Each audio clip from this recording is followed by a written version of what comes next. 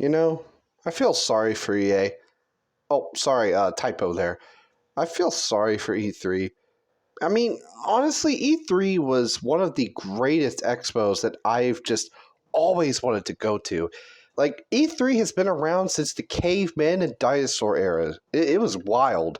But yeah, I never could go there. Because one, I'm poor, and two, I'm a rabbit, so they wouldn't have let me in regardless. But yeah, they were a really great expo that I've always been excited to just join in because it was hey, I'm with this huge crowd of people. I basically get to see firsthand with my own very eyes, just see these world premieres, getting excited with the crowd, all that stuff. Like that's something that I personally would have loved to go to E3 for, just to have that great experience. But as I know, it would be expensive, pretty expensive to have 3 days of fun. Could it be worth it? Yeah, but I don't know. I just basically was just again, I'm still poor, so it's pretty much that, even if I did have the money, it would drain me a lot. I have to book a hotel and all that. I have to, get a badge. It was just, oh, it would be a nightmare.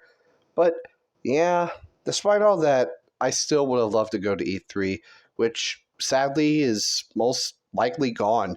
I mean, they haven't fully confirmed that it's officially closed down, but people are still saying their goodbyes because at the end of the day, they're just not gaining enough attraction. Not too many people are interested in E3 anymore, which it's sad, but it's the truth. The main reason is because of streaming. It's still the same experience of E3, but you're at home, you're basically streaming to, either yourself with your friends or to tens of hundreds of thousands of people, all that. You're basically just sharing an experience by yourself or with others. It's basically just that. It's more better to just watch it at home than it is to go out and just yeah suffer in the heat, pretty much suffer in a big crowd. It's just, yeah, some people aren't into that and they just prefer to stay and just watch the stream, especially with how streaming got apparently has a lot more to it, digitally. Jeff Keenly does his interviews and stuff with certain people, so it's you'll get to see all that exclusive stuff on the internet than you do, IRL. So yeah, pretty much E3 just could not compete against the digital era that we're living in now, It's, as much as they tried, I feel like that having to do a physical and digital showcase, a lot of gaming companies just were nah, not this year. I mean, Xbox I can understand, and Sony I could definitely understand. Nintendo, I don't know, they're busy being a Yakuza. I don't know exactly what they're planning. And everyone else, they probably don't have much to show for, or it's just all right, we're showing the same thing, but adding some new stuff to it. I don't know what it could be. I'm sorry to say, but I don't know what it could be. So yeah, pretty much. I think it was just poor timing on this year, but this poor timing pretty much could have just killed E3 altogether.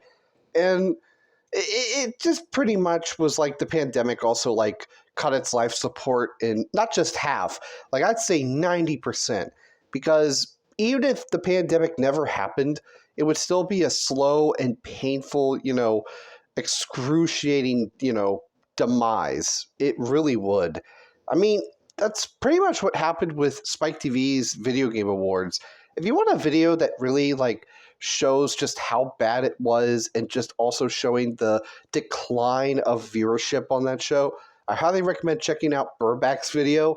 Eddie Burback and his brother basically are talking about this, the Video Game Awards, and I just, oh man, I I'll be honest with you, you will blush of embarrassment. It is actually that, bad in the past. So I'll leave a link in the description down below for it.